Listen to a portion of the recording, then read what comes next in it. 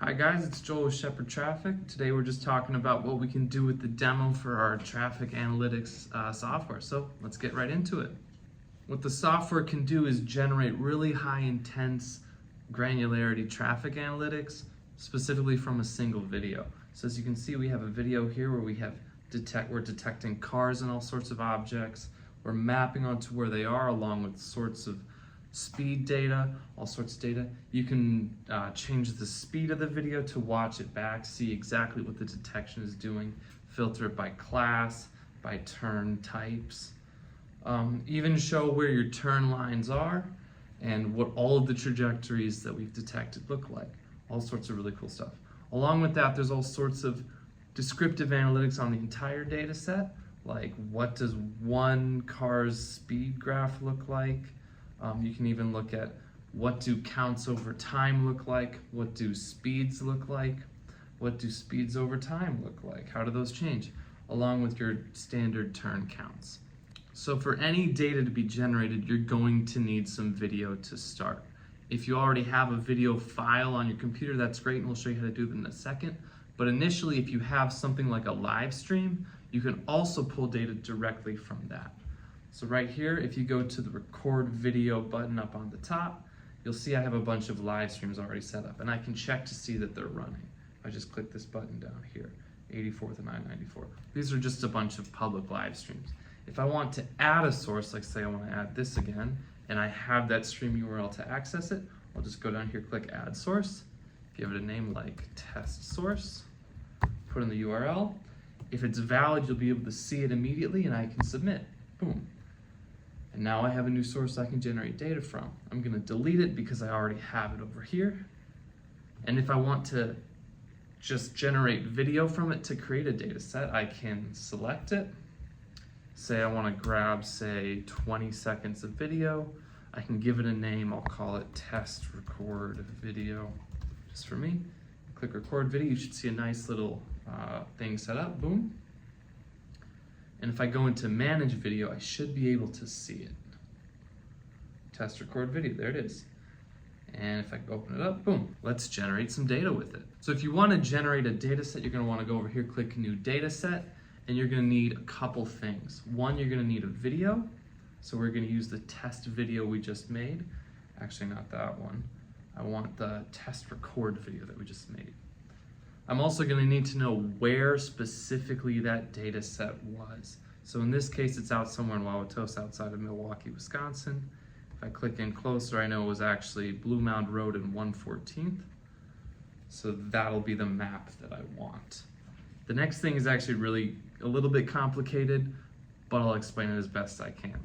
As you see, we have 4 multicolored dots connected by red lines on both the video frame and the map. What I need to do is find 4 points that are both on this video and in the map and place the dots on those points.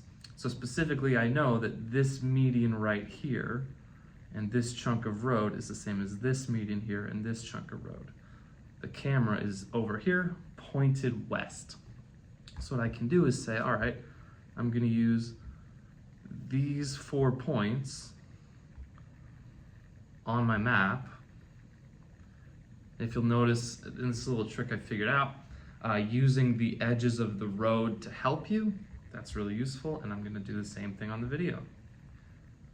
Now it's very important that you get the dots correct. So I want red to red, yellow to yellow, green to green, and blue to blue. So right now it should be set up. I can also say if I want turn counts, in this case I do, I wanna know turn counts for this intersection right here over here. I'll check mark this box, and you'll notice a nice little orange dots with some purple lines pops up. What I'm gonna do is just outline that intersection real easy.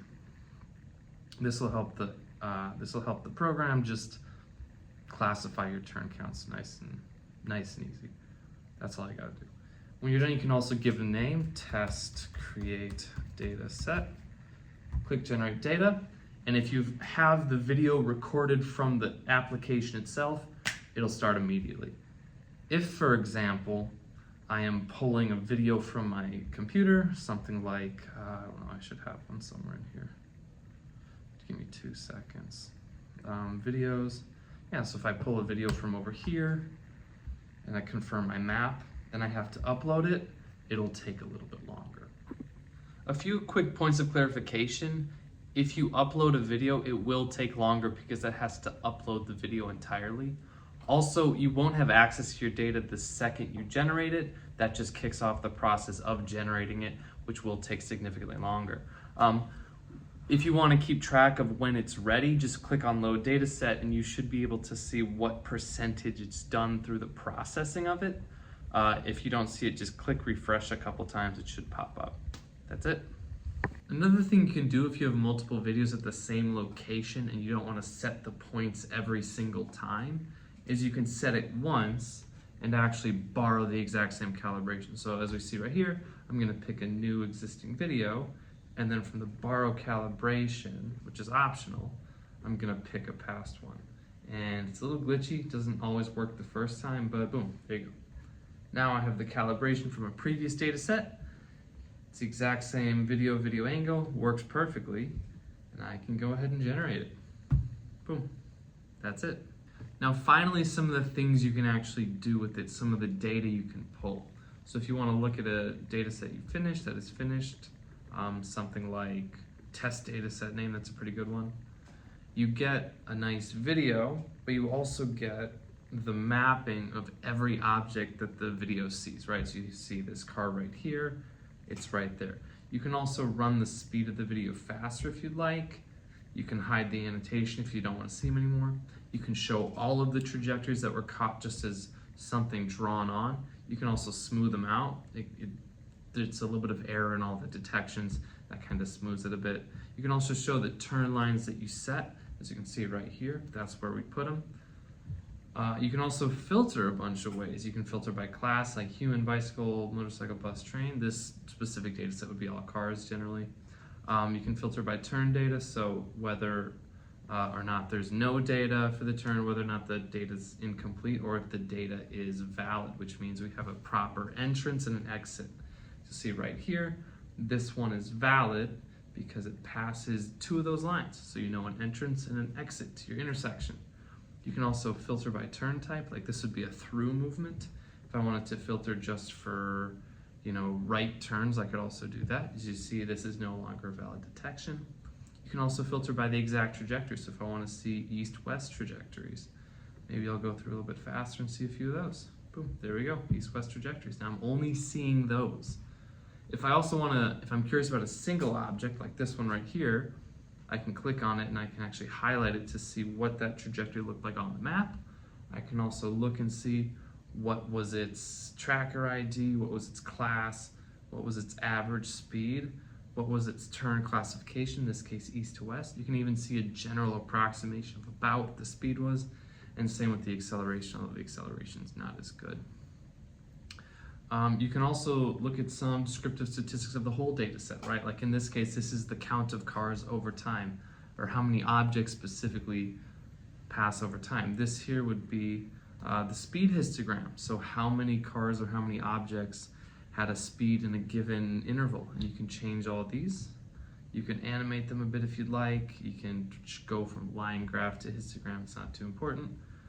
This graph right here shows you the average speed over a time batch. So in this case, between this bit of time, this was the average speed. And this might be helpful if you're finding at what point or at what capacity does it start to affect the speed of cars, something like that.